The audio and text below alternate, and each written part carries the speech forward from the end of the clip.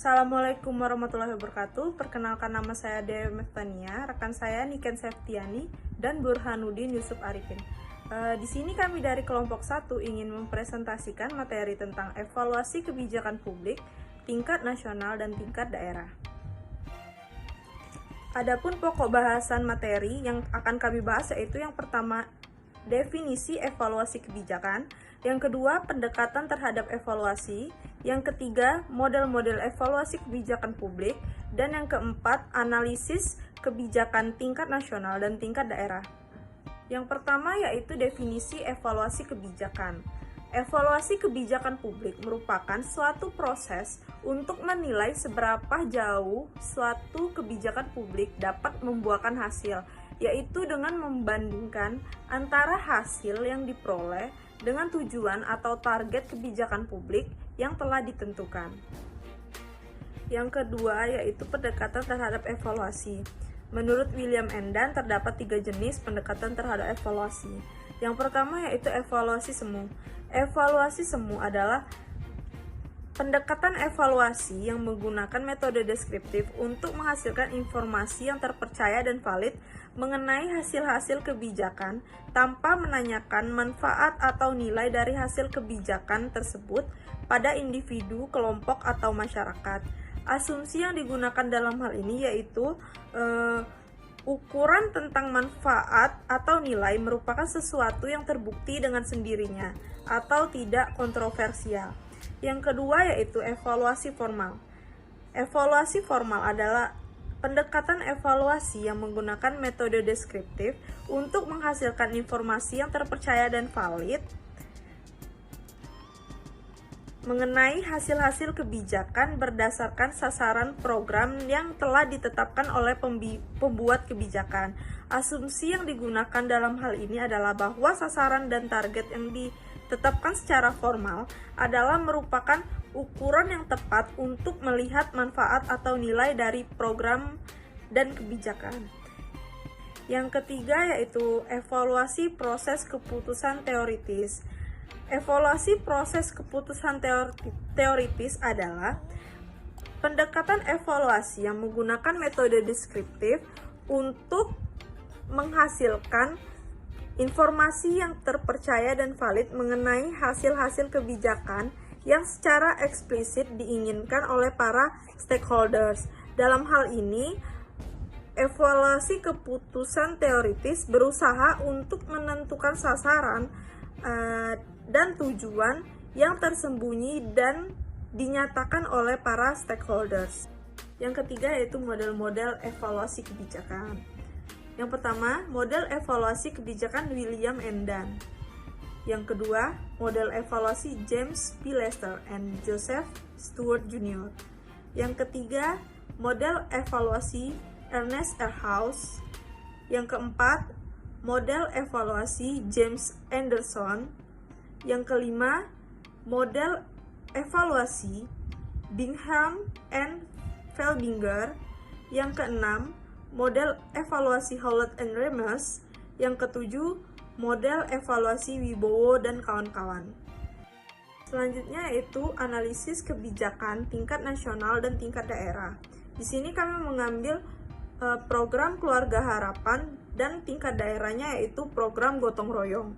Untuk mengetahui keberhasilan program tersebut, penelitian ini menggunakan pendekatan evaluasi formal dan model evaluasi William Endan. Adapun kriteria dalam model evaluasi William Endan itu terdapat beberapa dimensi, yaitu dimensi efektivitas, dimensi efisiensi, dimensi kecukupan, dimensi pemerataan, dimensi responsivitas, dan dimensi ketepatan.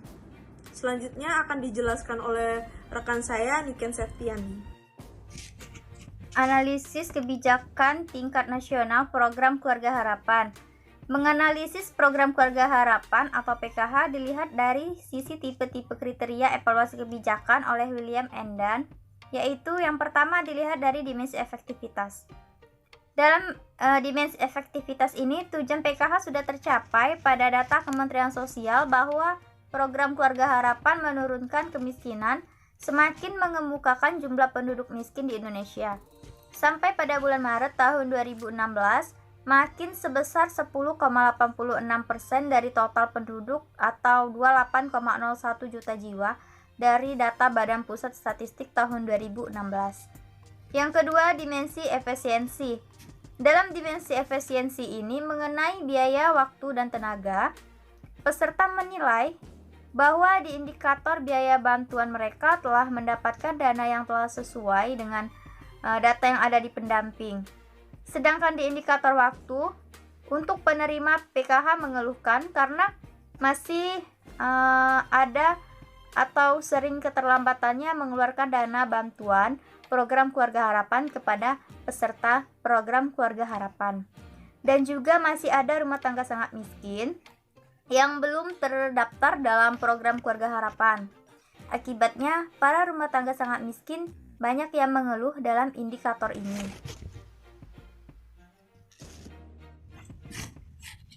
Yang ketiga, dimensi kecukupan. Dalam indikator dimensi kecukupan ini ada dua indikator pemenuhan kebutuhan peserta PKH dan di indikator kecukupan nominal bantuan dana terhadap kebutuhan peserta PKH. Dalam dimensi kecukupan, yaitu untuk pemenuhan kebutuhan dan nominal bantuan dana peserta PKH pada dua indikator tersebut berpendapat cukup memuaskan.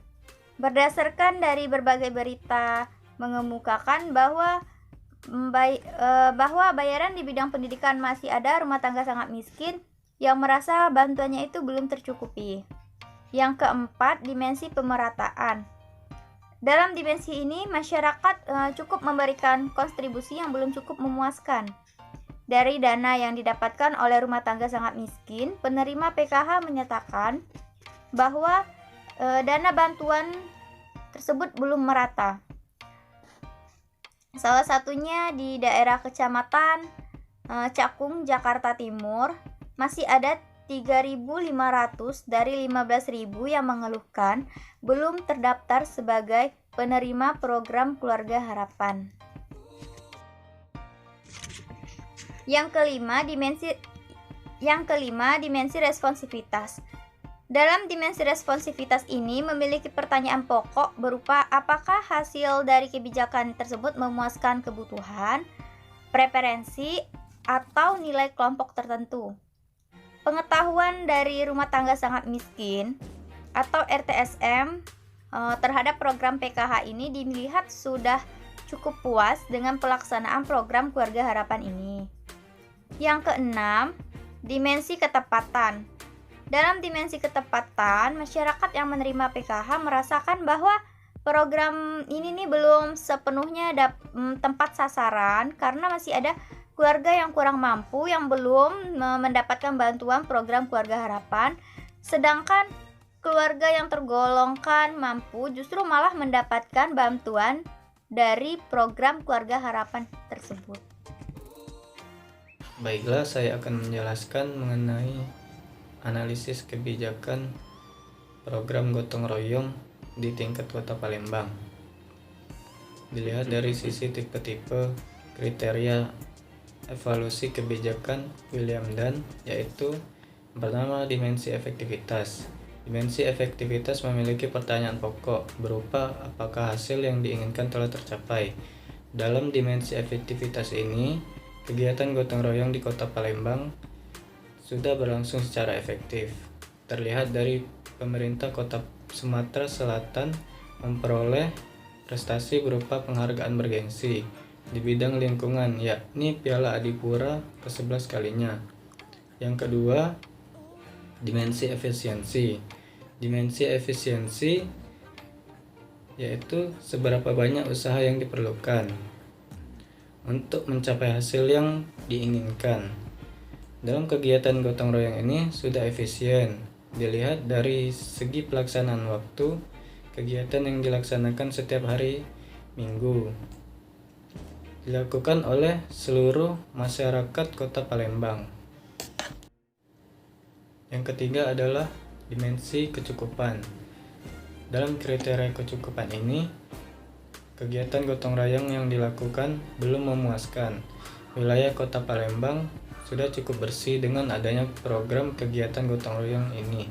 Dilihat dari wilayah Kota Palembang yang terbebas dari sampah, tetapi terdapat beberapa wilayah yang kurang bersih, seperti wilayah pasar serta wilayah sungai yang masih tercemar.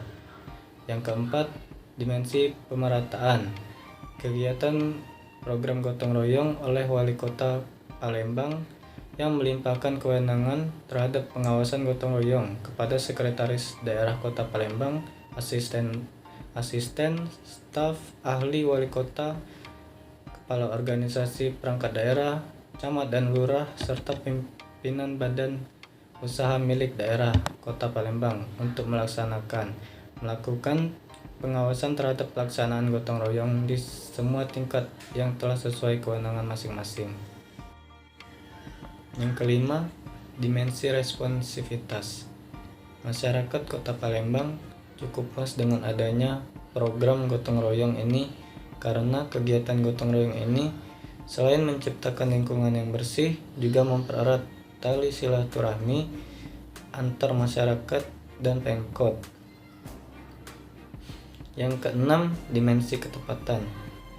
Kegiatan gotong royong ini juga bermanfaat untuk menjadikan kawasan permukiman penduduk dan lingkungan perkotaan secara umum bersih, indah, serta sebagai tempat tinggal dan beraktivitas yang nyaman dan sehat.